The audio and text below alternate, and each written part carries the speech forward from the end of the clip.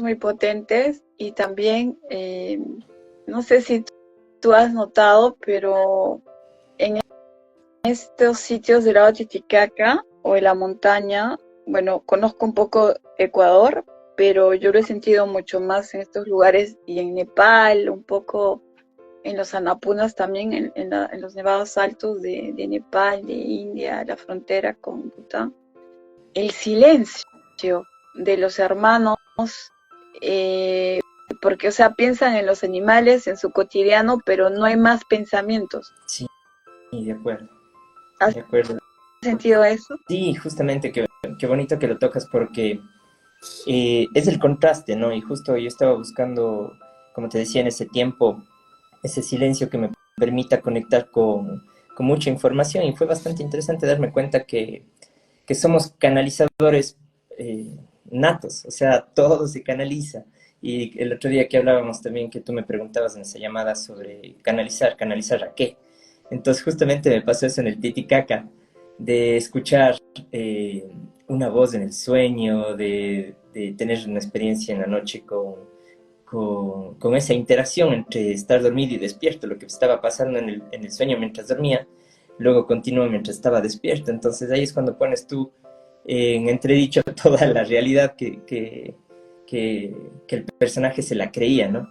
Y te comienzas a contar tu propia historia y ahí era bastante interesante porque ese silencio que tú dices era el que me permitía estar en contacto conmigo mismo y diferenciar entre todas esas voces que están hablando y mi propia voz. Era bastante interesante encontrarme con que resulta que en mi mente se puede escuchar todo, absolutamente todo, hasta la naturaleza, ¿no? También traté de ponerme en contacto con el lago, con la montaña y bueno, lo logré también, es bonito el sentir de la naturaleza, pero cuando las personas hablamos de esto parece que una voz te hablara, ¿no? Realmente, como si emitiera un sonido, pero no es así, más bien es como una emoción que te llega y tú como que la decodificas acá y te queda esa sensación, ¿no?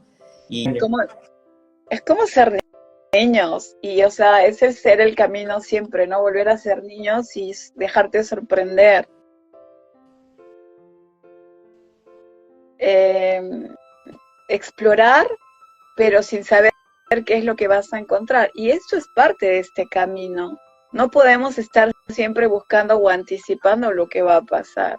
Tenemos que ir fluyendo y descubriendo y teniendo en cuenta de esa partecita que siempre va a interpretar a sus propias maneras, porque tenemos varios personajes y entonces tenemos que aprender a ver cuál es el que más habla, porque hay muchos que ya están en silencio, pero hay otros que no están en silencio. Entonces, de acuerdo. cuando no entras en ese acceso, pero simplemente estás, entonces ese es el estado más del niño, que es más puro. De acuerdo, sí, sí, sí. Y esa es la forma en la que me siento cuando estoy en la naturaleza. Es como abrumadora, ¿no?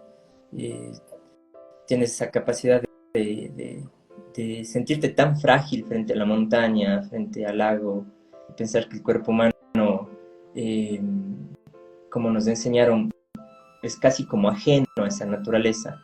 Pero no es hasta que estás ahí en silencio, en la nada, sin pensar, que te comienzas a identificar siéndolo todo, ¿no? Y esa parte es algo, es lo que me sigue llevando a la naturaleza, justamente. Y cuando regreso al mundanal ruido, es interesante que ver el contraste, porque esas voces como que quieren volver a activarse, pero como tú dices, ya hay muchas de esas que se han apagado, que ya no hacen tanto ruido, o que si hacen ruido ya no roban mi atención. Y ese es el poder de estar en la naturaleza, ¿no? Que comienzas a identificar lo que sí es de lo que no es. Sí, y recuerdo también que tuvimos una conversación cuando casi la mayoría de hermanos llegó con una fiebre eso del miedo, ¿te acuerdas? Y te mandé un mensajito y te dije, no, hay que verlo de otra manera, ¿recuerdas? Sí, Eran como alertas, o sea, para mí tú al escucharte, no escucho noticias, no veo, hay tantos seres y tantos tiempos lineales, o tantas, vamos a decir simplemente creaciones que hemos creado, por eso es de que Yo no ayudo a que la gente crea. O sea, para mí lo bueno y lo natural ya está creado, sino que hay que ir a descubrirlo. De acuerdo. Yo no quiero y no motivo a nadie a crear absolutamente nada. Es más, yo les diría, no tienen ni idea de lo que significa crear o forzar algo. De acuerdo. No. De acuerdo, de acuerdo. También me acuerdo. Todos tenemos una naturaleza diferente. No estamos en el mismo alineamiento. Eso es una verdad. La unidad es más en la unidad que tenemos que trabajar nosotros mismos, en nuestra propia unidad al interior con todos los personajes. Esa es la unidad. Y el momento que comprendamos esto, o sea, por dentro recién vamos a comprender luego afuera. Entonces, hemos vivido adictos a esa palabra, como a muchas palabras programadas, para justificarnos o usarlas cuando nos conviene. Esos son tipos de programas y es una forma de reconocerlas para ver a lo que nos jala en la Matrix, como amor incondicional, por ejemplo. El amor en la esencia no tiene que ver nada con incondicional, es una palabra que no se debe usar, está muy lejos de lo que es la esencia del amor. De acuerdo. Por ejemplo. Sí, sí, justamente es un ejemplo. Que muchas personas entienden sobre el concepto del amor, pero muy pocos lo aplican como realmente es, que es de forma incondicional. Claro, se puede usar la palabra para volver a caer en el ensueño, que es yo sí te amo incondicionalmente, pero mientras tú también me ames incondicionalmente, entonces se vuelve a la condicionalidad justamente. Cuando habrá celos, ya les voy a poner un ejemplo. Ajá.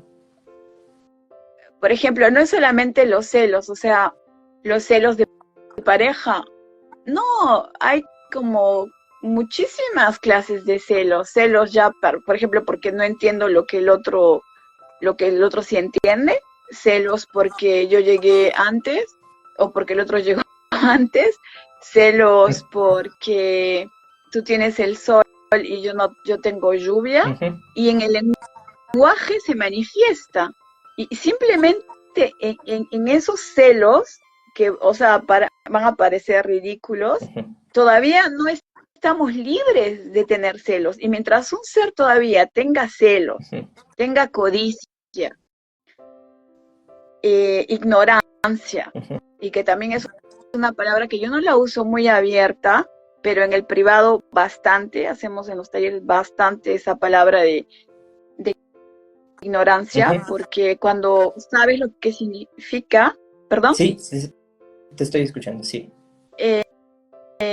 Y cuando te abres y haces las paces con esta palabra, o sea, no, y te dices, tu mamá dijo eso, tu mamá es ignorante, pero ¿cómo dices?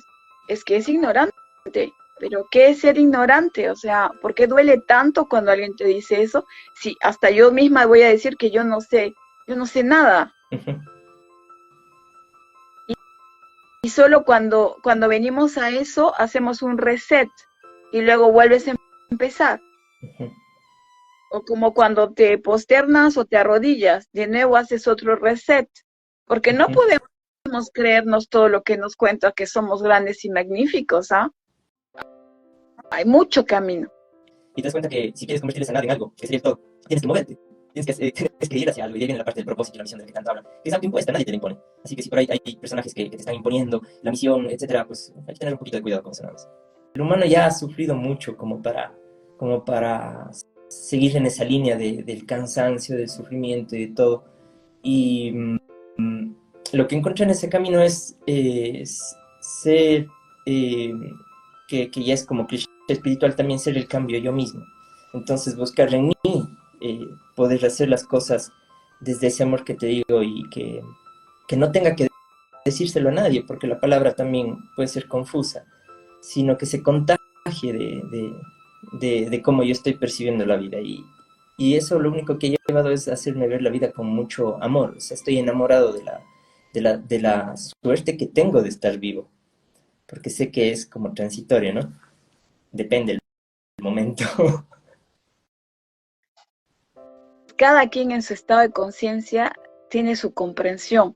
San Francisco de Asís dijo, hazme un instrumento de paz, donde haya odio ponga yo amor. Lindo. O sea, es otra energía y otra frecuencia, ¿no? Entonces tenemos que entender y ver que cada camino es completamente diferente, porque necesitamos de transmutar, necesitamos realmente de comprenderlo y de entenderlo, de que no hemos entendido, o sea, vamos, es como una relación amorosa, terminas porque esa persona te hacía ver cosas que tú no querías, pues porque, o sea, te hacía sufrir. No hay nada más bonito en una pareja que la otra pareja te vea tu lado oscuro y que te lo diga. Y que tú veas su lado oscuro y que te lo diga y que, por ejemplo, te lo comparta, ¿no? Entro a compartir sobre los límites. Mientras tú pongas límites, todavía estás en el quererte, en el aprender a quererte. Cuando tú ya te quieres, cuando tú ya trasciendes el yo soy y cuando estás a punto de dejar el yo soy, no hay ni límites. Y es lo que, por ejemplo, cuando a Buda le escupían por cosas que creían, ¿no? O sea, mi familia me ha dejado, mis hijos me han abandonado por seguirte, ponte cosas así. Y él nunca reaccionaba. Él no ponía esos límites, o sea, no eran límites terrestres. Él seguía en su estado meditativo. Claro. Y cuando alguien quería venir y defender, o sea, les decía, no te acerques. O sea, comento esto para ver hasta dónde podemos ir y hasta dónde podemos llegar y dónde estamos. A mí realmente la palabra amor no tiene que ver solo con la pareja. O sea, para mí el amor es una frecuencia que todavía en la Tierra, o sea, es muy difícil, pero yo sé que algún día llegará, porque cuando el amor está anclado, solo hay alegría, hay gratitud, es un estado, y la abundancia está, no hay riqueza, es abundancia, y todo está, o sea, no necesitas pedir absolutamente nada, no necesitas crear nada, todo viene por añadidura. Y eso, o sea, si eres cristiano, pues viene de Dios. Si llames como tú lo llames en tu nombre y en tu comprensión personal, cuando es la fuente, pero para mí no hay intermediarios, o sea, es directo. Y ese es el trabajo que hay que hacer. De acuerdo. Y para llegar pues a eso hay mucha alquimia, ¿no? Tenemos este vehículo, tenemos una máquina, esta máquina va a sentir que un disparo, va a sentir una flecha, va a sentir el frío, va a sentir la nieve, y a veces no somos conscientes de todas esas memorias, ¿no?